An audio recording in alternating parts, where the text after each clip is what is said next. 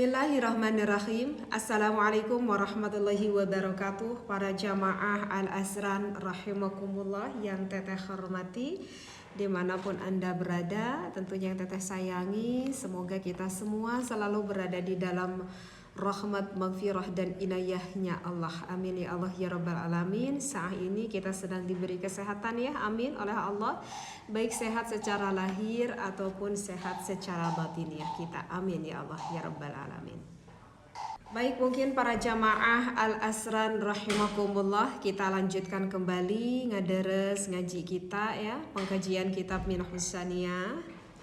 Baik, bismillahirrahmanirrahim. Alhamdulillahirabbil alamin wassalatu wassalamu ala asrofil anbiya'i wal mursalin wa ala alihi washabbihi ajmain. Fa inna lisana halin nafsi, maka sesungguhnya lisan, tingkahnya nafsu kita gitu ya, tingkahnya diri kita itu yaqulu lisahibiha, itu berkata kepada kita sebagai pemilik sang jiwa. Kun ma'i fi ba'di aghradi, bersamailah gitu ya di sebagian akan keinginanku. Wa illa sara'tuka, kalau tidak terpenuhi maka akan marahlah, istilahnya seperti itu. Baik, sedikit-sedikit. Memang begitulah ya. Kalau kita berbicara akan kodratnya nafsu, kodratnya nafsu diri kita gitu ya, kodratnya diri kita itu selalu menginginkan akan hal-hal yang baik, hal-hal yang enak, hal-hal yang indah,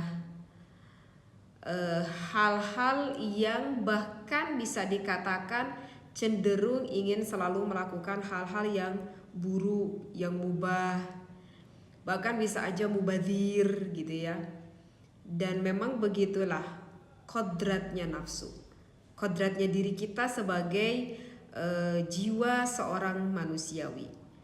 Kalau misalkan hal tersebut itu tidak terpenuhi, maka wa illa sora'tuka, kalau hal itu tidak terpenuhi, bisa saja kita itu nanti marah, jiwa kita marah, jiwa kita mungkin saja berontak, bahkan bisa saja nanti diri kita, jiwa kita itu stres karena tidak terpenuhi. Karena memang begitulah Allah menciptakan akan sifat kodratiyah alaminya manusia, seperti itu. Wa kadzalika yanwi, maka di sini para ulama berniat bilibasi siyabil fakhirati, contoh misalkan dengan menggunakan pakaian yang mewah. Nah, di sini ulama itu nggak kalah pikir. Di sini ulama itu nggak kalah pikir. Aduh, di dalam satu sisi memang Allah menciptakan kodratiyah kita sebagai sosok manusia ya seperti itu. Ya, kodratnya nafsu itu selalu cenderung melakukan hal-hal yang mubah, yang mubadzir, yang dipandang enak-enak lah gitu ya, nafsu kita itu.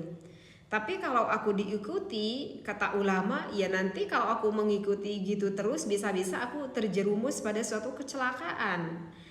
Bagaimana aku bisa meningkatkan manzilah minallah, bagaimana aku bisa meningkatkan derajat yang tinggi di hadapan Allah, kalau setiap waktunya aku terus-terus mengikuti akan hawa nafsu aku. Maka oleh ulama di sini itu disiasatinya dengan apa? Izharu ni'matillahi ta'ala, melihatkan akan nikmat dari Allah ta'ala. Maka ini ulama, si nafsu hati kita inginnya kalau kita menggunakan pakaian yang bagus, bahkan pakaian yang mewah. Si nafsu kita kalau kita pengen makannya selalu pengen yang enak gitu ya. Pengen punya rumah, pengennya punya rumah yang megah, seperti itu ya. Maka di sini disiasati oleh ulama, selama kita mampu menggunakan pakaian yang mewah, selama kita mampu makan makanan yang enak, Selama kita mampu membuat rumah yang cukup layak dan bisa dikatakan ya begitu istimewalah rumah kita itu misalkan. Selama kita mampu, artinya selama ada rizkinya, ada uangnya, maka idharu ni'matillahi ta'ala. Jika ada di dalam hati kita bermaksud semata-mata bersyukur kepada Allah, itu sudah cukup. Artinya dalam satu sisi kita mengikuti nafsu, apa keinginannya kita ikuti, tetapi batin kita yang paling dalam ini sebagai menunjukkan rasa ekspresi, rasa bentuk, rasa syukur kita kepada Allah. Karena Allah ngasih rizki pada kita, aku tuangkan ya Allah akan nikmat yang Allah berikan ini melewati pakaian yang aku pakai, melewati makanan yang aku makan, melewati kendaraan yang bisa aku tumpaki, semata-mata ya hanya karena idharu ni'matillahi ta'ala, semata-mata ya karena aku memang benar-benar bersyukur kepada Allah Ta'ala. Jadi kalau begitu timbul pertanyaan, jadi kalau begitu teh kita boleh ya, kalau misalkan kita punya uangnya, ini ceritanya kalau kita punya uangnya ya, kalau kita punya uangnya kita mau pakai pakaian yang mewah boleh, tidak dilarang oleh agama. Yang penting itu rezekinya halal. Kalau gitu aku mau makan makanan yang enak boleh. Aku mau jalan-jalan teh sama keluarga boleh, tidak dilarang oleh agama. Yang penting satu aja syaratnya, idharu ni'matillahi ta'ala sebagai bentuk rasa syukur kepada Allah Subhanahu wa ta'ala. Karena kan wa amma bi ni'mati rabbika fahaddits, ya kan? Ada di dalam Al-Qur'an keterangan seperti itu, setiap nikmat yang Allah berikan, kata Allah fahaddits, maka ya ceritakanlah. Nah, di dalam arti kata fahaddits menceritakan, termasuk kita mengekspresikan, akhirnya kita menggunakan pakaian itu, kalau itu mengekspresikan gitu ya, maka itu fahaddits, maka itu termasuk fahaddits, itu termasuk menceritakan. Yang tidak boleh itu adalah kita punya niat dalam hati, atau misalkan yang gak boleh itu di dalam hati kita bersuudzon. Yang gak boleh itu kita bersuudzon, kita berburuk sangka kepada orang lain. Itu yang gak diperbolehkan ya. Misalkan kita melihat di kampung kita ada sosok kiai, ada sosok ajengan misalkan gitu ya, itu kok aneh ya, ajengan zaman sekarang kok pada kayak gitu ya. Punya rumahnya cukup megah, mobilnya cukup mewah gitu, makanannya pun wah enak-enak gitu ya.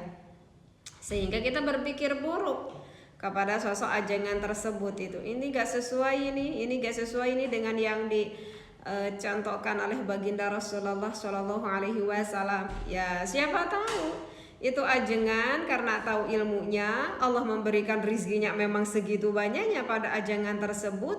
Ya hatinya mungkin aja itu sebagai wa amma bi ni'mati rabbika fahaddits. Mungkin saja itu hati ajengan tersebut karena memang bisa benar-benar bersyukur kepada Allah gitu ya. Ya sehingga kita nggak bisa melihat dengan kacamata zahir kepada orang lain itu hubud dunia, nggak bisa seperti itu. Masalahnya urusan hati, nggak ada yang tahu akan urusan hati ya. Nabi Sulaiman, sosok seorang manusia yang paling kaya, itu memang sudah bagiannya dari Allah. Nabi Sulaiman itu diberikan melimpah ruah harta yang tidak bisa membandingi Nabi Sulaiman tuh nggak ada. Memang itu rizkinya yang sudah dipatok ditentukan oleh Allah. Itu sebetulnya suatu contoh bagi kita. Bukan berarti Allah memberikan rizki yang begitu melimpah sehingga Nabi Sulaiman lupa akan Allah dikarenakan dunia yang Allah berikan yang begitu melimpah ruah. Tetapi justru Nabi Sulaiman semakin banyak rizki yang Allah berikan, titipan itu, maka Nabi Sulaiman semakin bisa bersyukur kepada Allah, dan semakin banyak orang yang merasakan kenikmatan dari rizki yang dititipkan oleh Allah kepada Nabi Sulaiman tersebut. Ya untuk urusan rizki memang itu sudah bagiannya. Harus bagaimana lagi? Kalau kita mau tawar, Allah memberi rizki kita banyak, kita bisa bersyukur. Kalau mau dibandingkan rizkinya sedikit banget, melarat, tetapi hatinya tidak bersyukur, terus aja menggerutuk kepada Allah, rasa-rasanya lebih baik kita memilih diberikan kekayaan yang melimpah ruah tapi hatinya bisa bersyukur sama Allah ya daripada kita hatinya terus aja menggerutu gak bersyukur sama Allah. Lihat orang lain terus aja berburuk sangka dan suudzon, apa untungnya bagi kita? Gak ada sedikit pun. Apalagi kalau misalkan seorang kiai tersebut punya maksud dan punya tujuan yang mulia bagi agama. Misalkan, wahai kiai, wahai ajengan, kenapa kamu itu menggunakan pakaian itu selalu yang bisa dikatakan bagus lah gitu ya. Misalkan selalu membeli pakaian yang ya bisa dikatakan cukup mahal, yang bagus gitu ya. Karena kata ini sosok kiai, aku ini sedang memuliakan agama. Apa nih maksudnya kiai? Ya karena kalau misalkan aku sebagai sosok seorang santri, kebanyakan santri itu banyak yang berpikir stigma buruk di pandangan masyarakat. Karena tuh jarang orang yang mau menikah sama santri, karena kalau santri itu kan rata-rata gak punya ijazah gitu ya.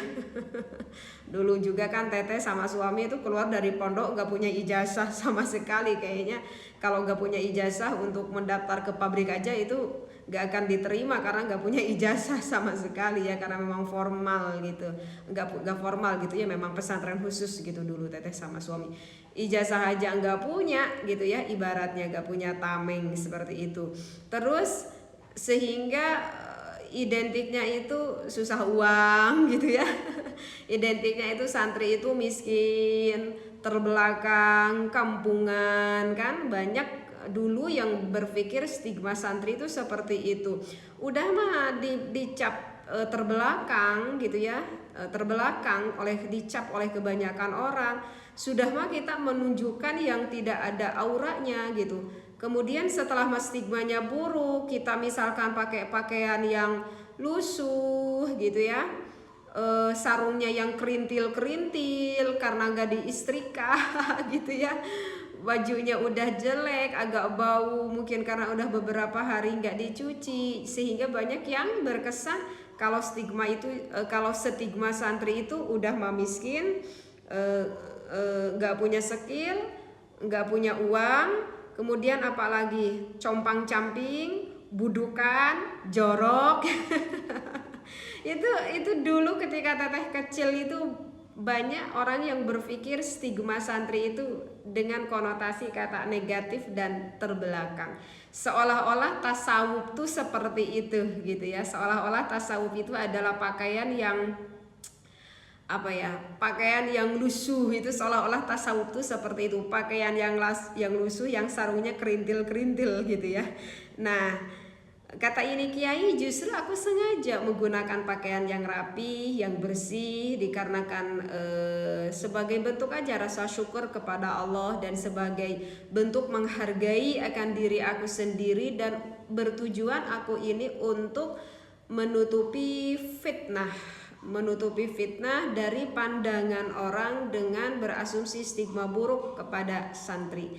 Karena kalau aku tidak berdandanan seperti ini, bagaimana orang lain akan tergiur akan agama? Ya, makanya sebetulnya kita itu harus lebih pintar-pintar merawat diri gitu, karena kan kebersihan pun itu adalah sebagian dari iman. Jadi kalau kita bisa jaga kebersihan itu bukan rumah saja, termasuk kebersihan diri, kebersihan batin, hati kita itu sudah tentu jelas sekali. Kebersihan fisik, zahir kita, ya siapa lagi yang bisa merawat diri kita kalau bukan diri kita sendiri. Ya begitulah ketika teteh pertama kali awal rumah tangga pun dengan suami, ya maklumlah ketika awal nikah kan Pertama kali benar-benar menjenjang melangkah rumah tangga itu benar-benar nol bareng-bareng kan dengan suami. Tetapi bagaimana sebisanya teteh sebagai seorang istri berpakaian, ketika keluar berpakaian serapih mungkin dan dandan serapih mungkin, itu bermaksud bertujuan menutupi fitnahnya suami dan juga fitnahnya agama. Jadi tidak ada masalah. Kalau kita ada rezekinya, ada uangnya, silahkan kita berdandan diri. Yang penting itu adalah apa tadi? Idharu ni'matillahi ta'ala, menunjukkan sebagai bentuk rasa syukur kita itu kepada Allah Subhanahu wa ta'ala. Dunal khuduwadhin nafsaniyah. Jadi di sini dilanjutkan duna. Jadi kita itu bergaya-gaya bukan semata-mata dikarenakan hanya melajur hawa nafsu. Jadi ini yang harus perlu digarisbawahi. Jadi apa tadi tujuan baiknya? Ya semata-mata kita menunjukkan rasa bersyukur aja kita kepada Allah, bukan semata-mata dunal khuduwadhin nafsaniyah. Bukan karena kita itu semata-mata melajur akan merujung hawa nafsu kita. Karena kalau semata-mata kita hanya mengikuti nafsu kita dari kodrat alamiahnya manusia tersebut, misalkan kita karena ingin dipandang kaya oleh orang lain gitu ya. Apalagi kalau teteh diperhatikan sekarang itu, kalau teteh memperhatikan TikTok itu banyak sekali banyak sekali seperti flexing gitu kan gitu ya. Kalau bukan berarti suudon ya terhadap orang yang flexing tersebut. Mungkin saja yang flexing itu punya tujuan tertentu dengan bisnisnya gitu ya, yaitu masih dianggap mending lah kalau karena punya tujuan. Tetapi yang sangat diiriskan itu adalah memang dengan flexing itu sehingga orang itu memandang dengan sudut satu pandang yang berbeda di kacamata nafsunya aja gitu. Sehingga seolah-olah itu kalau yang sangat membahagiakan itu adalah benar-benar harta-harta yang melimpah ruah seperti itu. Sedangkan di dalam kehidupan kenyataannya itu tidak semuanya seperti itu. Ada yang Allah berikan rezekinya begitu banyak melimpah ruah, dan ada juga oleh Allah dikasih ujian dengan rezekinya yang memang cukup sedikit. Sebetulnya itu tidak ada perbedaannya. Jadi yang dimaksud oleh ulama di sini adalah jika kita pada saat ini diuji oleh Allah, sekali lagi yang barusan teteh bacakan di sini itu adalah jika kita saat ini sedang diuji oleh Allah, diberikan rizki yang begitu melimpah ruah gitu ya, sehingga kita ingin mengekspresikan dari rizki yang Allah titipkan, kata Allah ya boleh-boleh saja sekira-kira hal itu dapat menjadikan kita menjadi sosok orang yang lebih bersyukur kita kepada Allah. Tetapi kalau pada saat ini kita sedang diuji oleh Allah dengan rezeki yang sedikit gitu ya, bahkan bisa dikatakan untuk kehidupan sehari-hari pun kekurangan, maka ya tidak ada lagi cara yang lain selain kita bersabar dan kita bersyukur atas apa yang Allah uji pada saat ini gitu. Tetapi kalau misalkan kita rezekinya ada, tetapi kita hanya semata-mata dunal huduwadin nafsaniyah, semata-mata ingin memenuhi akan keinginan hawa nafsu karena ingin dipandang kaya oleh orang lain, karena ingin terlihat wibawa di depan orang lain, karena bertujuan misalkan kita itu ingin diakui gitu ya di kelas-kelas yang tinggi gitu kan, suka ada ya yang seperti itu. Ya kalau kita bertujuannya seperti itu, yang kita kejar mau sampai kapanpun itu tidak akan selesai-selesai. Tidak akan selesai-selesai, dan hidup kita itu nanti akan capek. Kalau gak percaya silahkan saja. Nanti hidup kita itu akan benar-benar capek. Sampai kapanpun kita itu tidak akan bisa. Kalau hidup seperti itu, hatinya itu bersyukur kepada Allah. Kenapa? Karena kita itu tidak akan merasa puas. Karena tujuannya itu bukan Allah. Tujuannya itu dunia. Tujuannya dunia. Kita melihat orang lain kaya, ingin kaya. Orang lain tuh popularitasnya tinggi, ingin popularitasnya tinggi. Orang lain tuh kelasnya semakin tinggi, derajatnya ingin. Dan itu nanti tidak akan ada ujungnya. Tidak akan puas, tidak akan bisa bersyukur, dan selama-lamanya kita itu akan merasa kurang saja akan nikmat dari Allah. Padahal pada saat ini rezeki yang Allah berikan, yang dititipkan pada kita itu sudah sangat melimpah ruah, tetapi tujuannya bukan karena bersyukur, tujuannya karena semata-mata duniawi, maka seumur-umur rizki itu akan merasa kurang, dan kita merasa tidak bahagia. Seperti itu. Nah, jadi yang dititipkan oleh ulama, dunal hudhuwadin nafsaniyah, jangan sampai karena semata-mata untuk melajur hawa nafsu saja, gitu. Dan bukan berarti juga sebaliknya, kita sengaja pakai pakaian yang compang-camping, yang sarungnya kerental kerintil. Kenapa kamu pakai pakaian yang sangat begitu sederhana sekali gitu ya, sampai yang bolong pun kamu tambal-tambal gitu. Padahal kita mampu membeli baju yang baru, kenapa harus pakai baju yang bolong sampai ditambal-tambal terlihat oleh orang lain? Seperti itu. Oh, karena agar aku itu dipandang oleh orang lain kalau aku ini adalah seorang ajengan atau kiai yang sangat begitu tasawuf. Padahal kalau mau jujur kepada hatinya sendiri, padahal hatinya itu masih penuh rasa hasud pada orang lain, masih penuh rasa iri pada orang lain. Sebetulnya hatinya ingin, cuman ya aku sengaja aja agar aku dipandang sosok kiai yang tasawuf di hadapan orang lain. Nah, begitu juga hidup seperti itu ya capek. Baik, kita lanjutkan kembali. Wa kadzalika ya'kulul ladzidza minat ta'ami, tuh kan? Wal baridil huluwi minasyarab, gitu ya. Ya, silahkan kita menikmati, ada makanan-makanan yang nikmat, silahkan. Gitulah. Ada minuman-minuman yang segar, yang dingin, ya silahkan. Nikmati aja. Li ajlis tijabati a'dha'ihi, supaya kita itu bisa memenuhi akan kebutuhan badan kita itu, liyashkurullaha ta'ala, semata-mata kita itu bersyukur kepada Allah Ta'ala, bi'azmin, dengan sejatinya kita itu bersyukur kepada Allah, ya kan? Nah, ini juga kan kata ulama itu nggak larang, silahkan. Kalau ada minuman yang segar-segar, sekira-kira itu menyehatkan tubuh kamu, ya minum aja.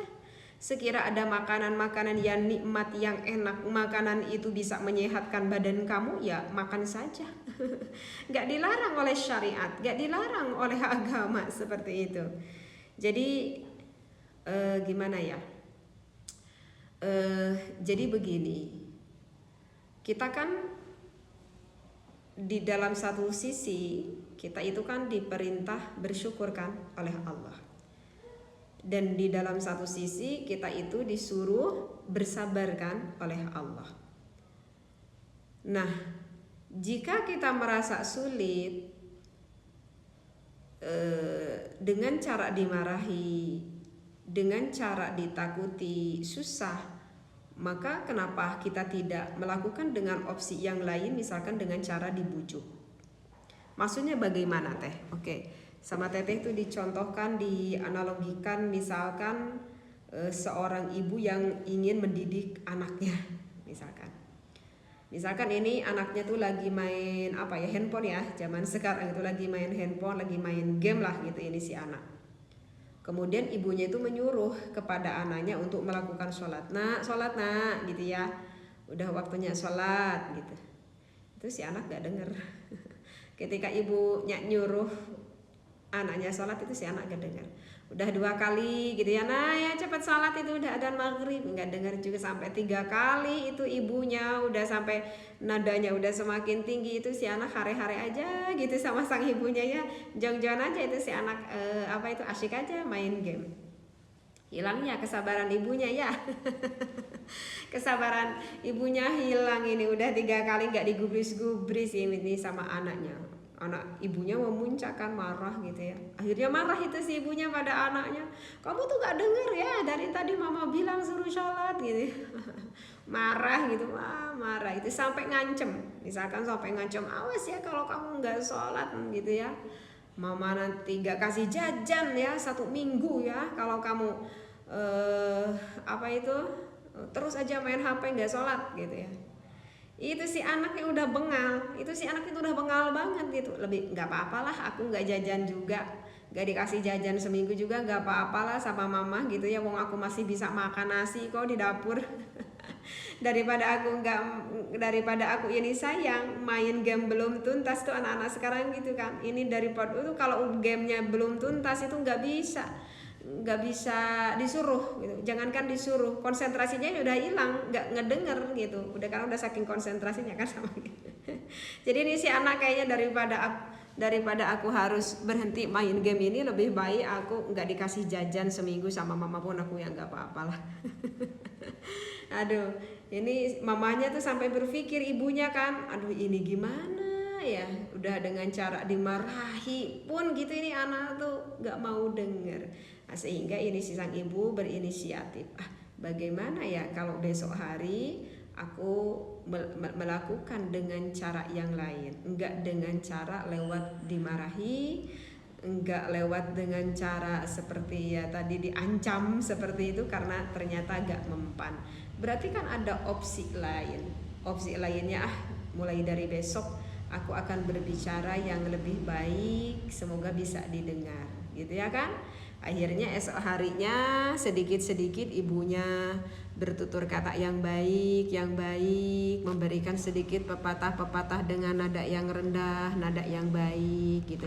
Ternyata masuk kepada logika akal si anak, dan akhirnya si anak mengikuti akan perintah ibunya, kalau udah waktunya sholat ya harus sholat. Jadi intinya di dalam hidup itu sebetulnya banyak cara.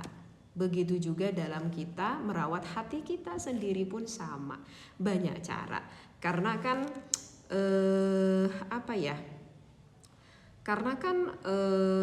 Rasulullah pun kan mengajarkan kepada umatnya itu kan Bashir wa nadhir. Jadi Rasul itu tidak hanya terus menakut-nakuti aja akan adab-adab siksanya Allah, tetapi kan ada bashir, ada basyirah juga kan. Kata Rasulullah, kalau kamu melakukan hal ini nanti kamu dapat pahala, nanti kamu dapat ganjaran dari Allah, ya kan? Jadi Rasulullah pun ngajar pada umatnya itu enggak terus aja menakut-nakuti, enggak wanadir terus kan. Ada basyirnya juga kan, ada basyirahnya juga seperti itu. Jadi ya begitulah. Teteh juga itu ada, ingat ya, ada suatu kuetos gitu ya. Kuetos gitu ya.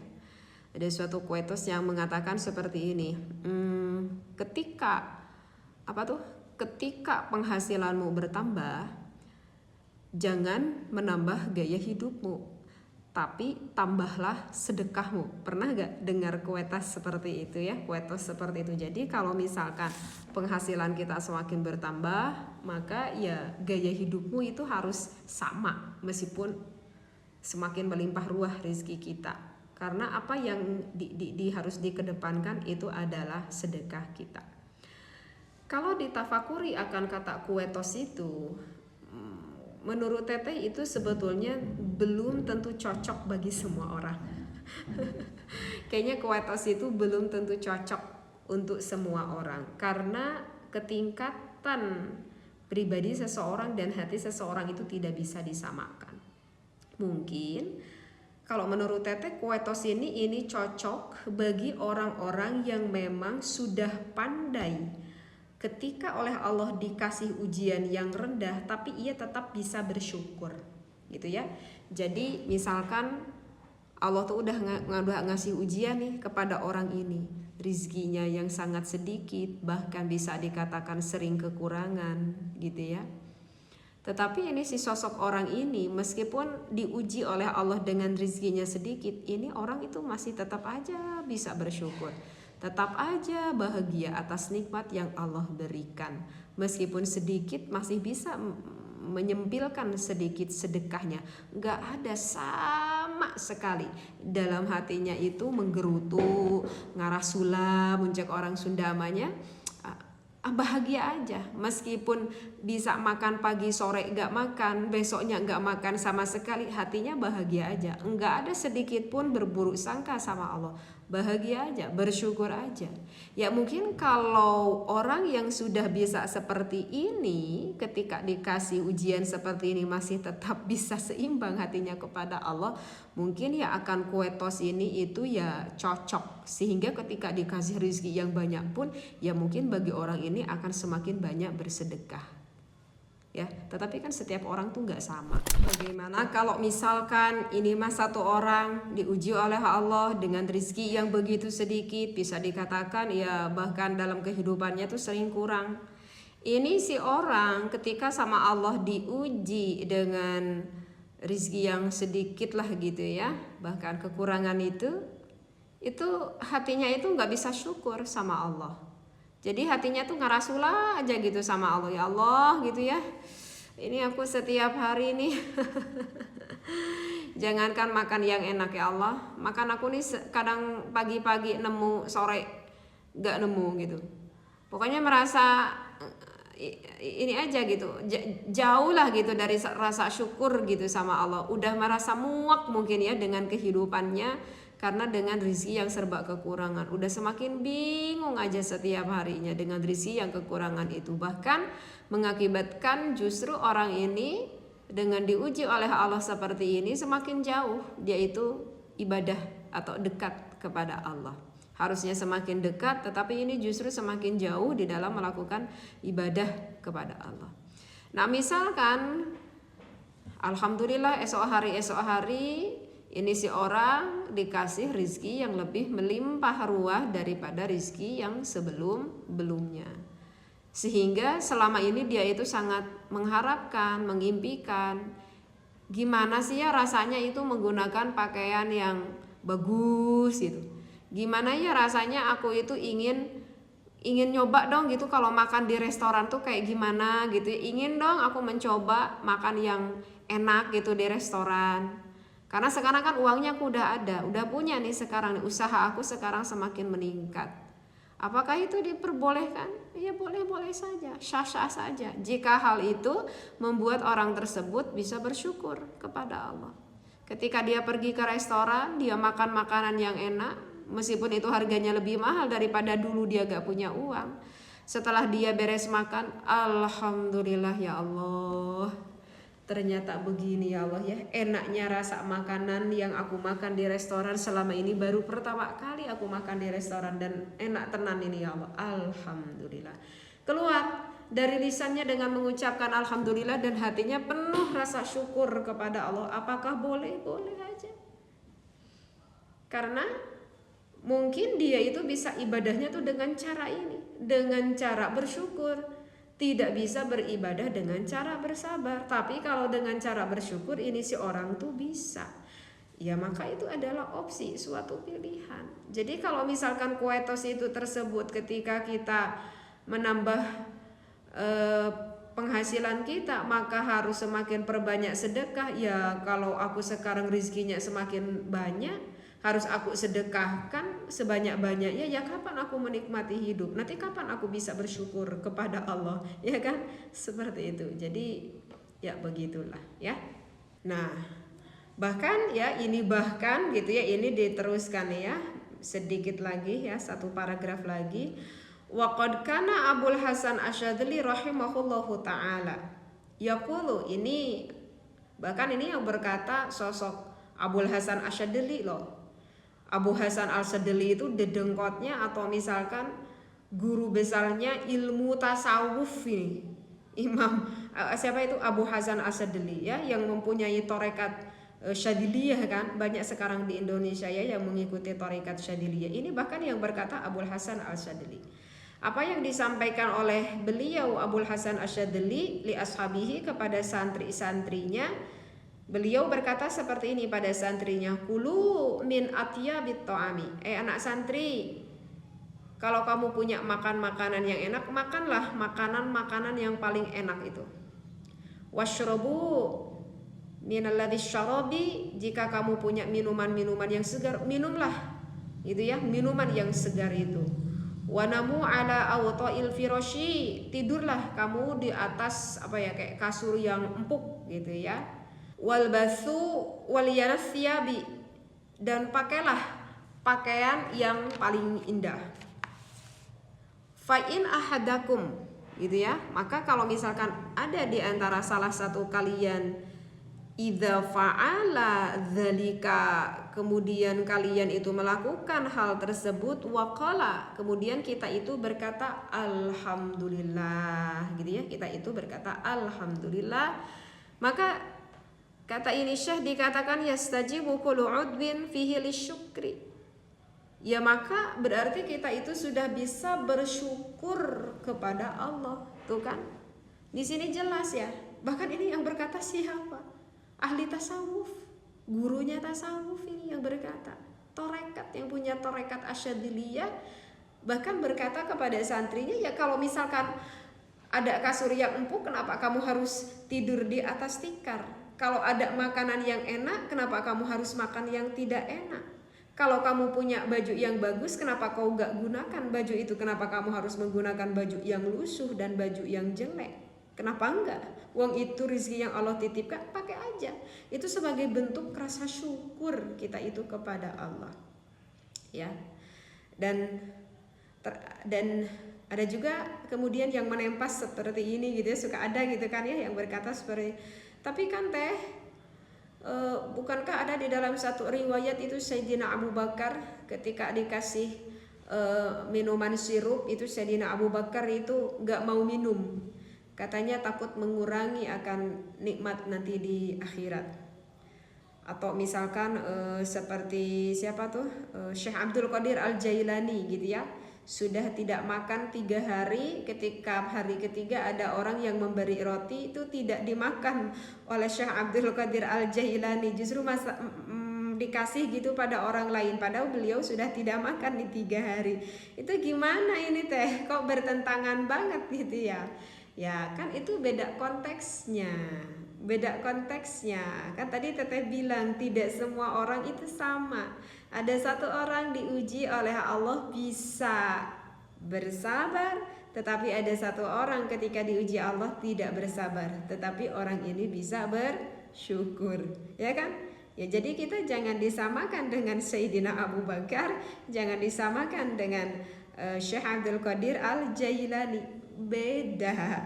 Ya, kita lihat tingkat keimanan kita itu di sebelah mana. Jadi intinya kita itu tidak bisa Jadi intinya kita itu tidak bisa menyamaratakan keimanan seseorang dengan keimanan orang lain. Ya mungkin ini orang itu bisa hidupnya itu bisa bersabar ya, dengan kehidupan kesederhanaannya seperti keluarga cemara gitu kan ya. Tetapi mungkin bagi orang lain itu tidak bisa sesabar seperti itu. Jadi kita itu tidak bisa melihat kepada orang lain itu hanya sebatas dari kacamata zahir saja. Makanya kita tuh gak bisa berburuk sangka, karena kan ini masalahnya urusan hati. Siapa sih yang bisa mengetahui akan hati orang lain? Kan gak ada ya. Apalagi kalau kita sampai membanding-bandingkan gitu ya, kok ini ajengan ini mah kok kehidupannya seperti ini, ajengan ini kehidupannya seperti ini, kok itu orang lain kehidupannya seperti ini, yang itu kehidupannya seperti itu. Bahkan kepada orang yang terlihat oleh kacamata zahir kita bahwa orang itu sedang melakukan maksiat, kita nggak bisa sepenuhnya berburuk sangka kepada orang tersebut. Misalkan kita melihat ada sosok wanita yang naudzubillah yang melakukan pekerjaan di hiburan malam gitu ya. Memang secara dohiriyah kalau kita berbicara syariat itu hukumnya haram. Tetapi kalau kita berbicara kacamata batin, nggak ada yang tahu bagaimana perasaan wanita penghibur malam tersebut. Mungkin saja itu sosok wanita itu hatinya berontak, tidak ingin bekerja menjadi sosok wanita penghibur malam. Tetapi beginilah jalannya, tidak ada jalan yang lain untuk menghidupi akan kehidupanku hari ini. Kalau enggak seperti ini sulit sekali aku untuk makan, untuk menyelamatkan, menambal nyawa, ibaratnya seperti itu kan kita tidak pernah tahu. Maka kalau bisa ya kita belajar, jangan berburuk sangka kepada orang lain meskipun terlihat orang itu sedang melakukan suatu maksiat. Ya, bukan berarti membenarkan akan apa yang ia lakukan, karena kalau di kacamata agama jelas itu adalah haram. Maksud teteh di sini gak boleh itu adalah sehingga kita mengintimidasi akan perasaan hatinya. Kalau untuk perasaan hatinya kita tidak tahu ya. Seperti itu ya, siapa tahu orang yang kita pandang buruk Allah memberikan hidayah taufik dan Allah terima taubatnya, lalu orang tersebut wafat meninggal mendapat rahmat Allah. Lah kita yang berhasud kepada orang lain, yang berburuk sangka kepada orang lain, ketika kita punya hati seperti itu Allah menyambil nyawa kita. Mungkin di depan Allah wanita yang itu lebih mulia daripada diri kita, seperti itu ya. Jadi sekali lagi isi poin di dalam kitab Hisnus Saniyah ini, jika pada saat ini kita lagi diuji oleh Allah dengan rizki yang agak sedikit melimpah, jika hal itu bisa membuat kita tambah bersyukur, silahkan nikmatilah rizki itu selama jiwa kita, hati kita bisa semakin tambah bersyukur kepada Allah. Yang penting jelas dong ya, rizkinya itu halal ya, gak boleh gitu. Kalau rizkinya itu karena ngambil dari hak orang lain ya gak bisa gak bisa dikatakan syukur ya. Kalau kita pilih-pilih ini beras apa itu, lebih baik kita makan nasi Pandawangi ya enak, tapi itu hasil dari rezeki usaha kita, halal, tujuannya juga untuk menikmati bersyukur pada Allah, daripada kita makan beras dari bansos gitu ya, tetapi kita makan beras itu bukan hak milik kita misalkan. Ya lebih baik kita enak makan nasi Pandawangi lah ya, karena memang ibadah hati itu susah, karena hati itu cek orang Sunda malingas. Jadi setiap per detiknya hati itu akan mudah berubah-ubah. Terkadang kita mau bersyukur sama Allah, mengucapkan alhamdulillah aja dalam lisan, terkadang kita harus berpikir dulu gitu. Tetapi ketika nikmat itu besar ada di hadapan kita, terkadang kita itu tidak berpikir untuk bersyukur, langsung aja kita bersyukur gitu ya. Ketika setiap hari kita makannya enggak enak, terus setiap hari kita makannya dengan nasi dan garam aja terus gitu ya, mau mengucapkan alhamdulillahnya itu kayak berpikir dulu kita itu. Tetapi pada satu ketika kita makan di restoran gitu dengan makanan yang begitu enaknya, sampai lisan kita dengan mudahnya alhamdulillah ya Allah, ini nikmat sekali makanan yang Allah berikan ya kan. Ada kan sebagian orang yang seperti itu. Apalagi kalau misalkan lisan kitanya menggerutu gitu ya, itu sudah jelas ya. Jadi lisan kita itu menggerutu aja. Jangan, kalau lisan menggerutu sudah tentu hatinya itu akan lebih menggerutu. Lisannya aja udah menggerutu, sudah tentu orang tersebut orang yang tidak bersyukur kepada Allah. Tetapi kan ada yang sebagian orang juga yang lucu, lisannya itu mengucapkan alhamdulillah gitu ya. Ya alhamdulillah ya Allah gitu.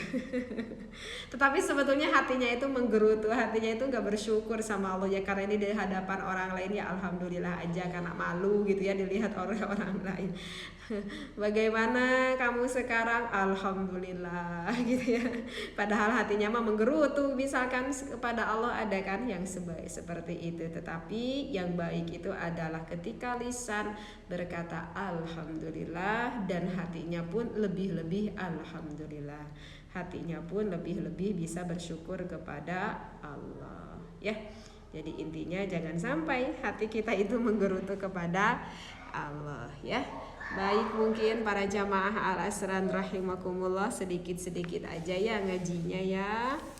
Yang penting insya Allah mudah-mudahan kita bisa menerapkan dari segala ilmu yang Allah berikan kepada kita, melewati mungkin pada saat ini melewati teteh ya, di dalam pengkajian kitab Minhus Saniyah ini kita berdoa, saling mendoakan, teteh sendiri mendoakan, dan kalian semua yang mendengar pun saling mendoakan kebaikan ya untuk wajami'il muslimin wal muslimah mu'minin mu'minah.